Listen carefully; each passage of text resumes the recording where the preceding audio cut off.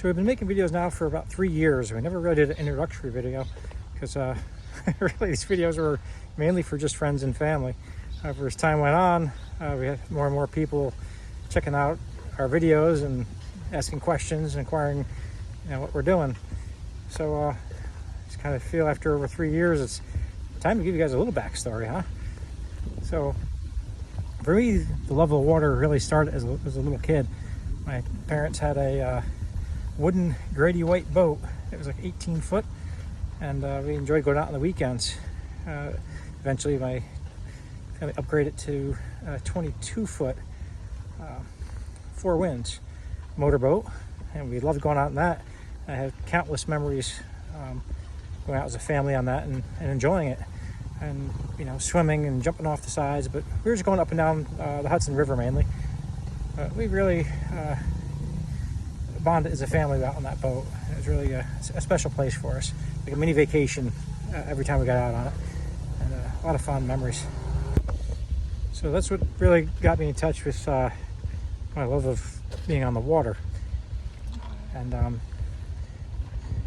what really hooked me on the sailing was my dad's best friend Alan invited us on a sailing trip. He had purchased a Catalina down on Long Island, and we sailed that boat down Long Island. We sailed that boat around Long Island. I can get the word out, and up the Hudson River.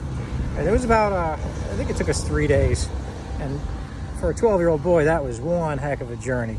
And that was just opened my eyes. I was like, wow, look at this. This is really cool. Really an adventure for me. And so that definitely sparked something in me. And unfortunately, a few months after that, I had lost my father to an accident. We were cutting trees down on a mountaintop to build the driveway for a piece of property that we purchased. And my dad was using the chainsaw, and unfortunately was in a hurry, and definitely knew what he was doing, but just being in a hurry.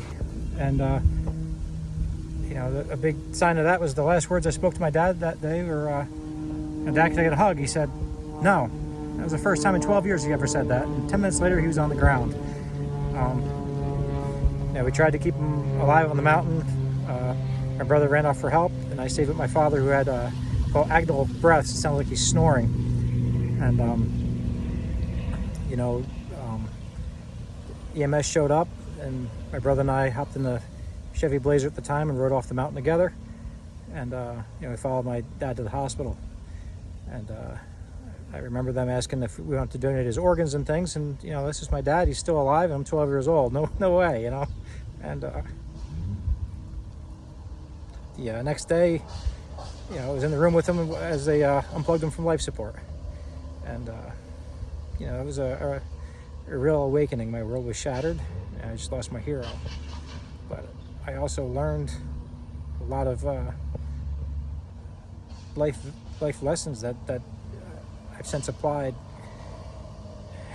moving forward. And that's any moment we can be taken away in an instant.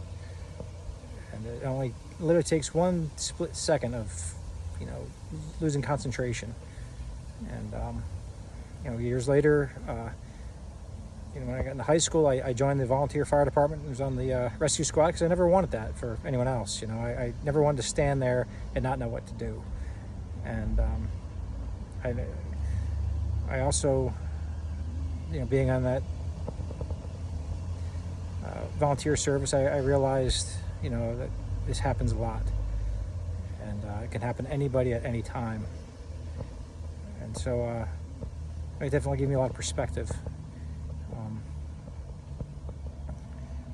And so my journey went from there to being in the military, to traveling around the world and going, wow, this is amazing. And I can't recall how many times I stood on mountaintops or walked through towns and was like, wow, here I am, this is cool, but I'm not sharing it with too many people. So yep, here I am. And that's all of the things that fed into this journey. And currently I'm making this video on a roadway here in Guatemala, and you know, how'd this woodchuck from upstate New York wind up here? Well, it took years. You know, we've been at this for just about 6 years total. I, you know, purchased the boat for about 3 years before we set sail on it. We've been sailing now for over 3 years. And of course, prior to that, you know, there was the dreaming stage and the planning stage and how the heck am I going to make this happen stage. And, you know, for that, I just say you have to make your dream a habit. If you really want to make something happen, every day you have to take an action to make that happen. And the only way you're going to do it is literally to make it a habit. That's what I did. Lots of people were, no way, you're a dreamer, you can't do that, that's stupid, that's crazy, and you name it, I heard it. And we made it happen. We're making it happen, and it's definitely a struggle for us. It's not easy, but when I spend the time with my kids every day, it's all worth it. Absolutely.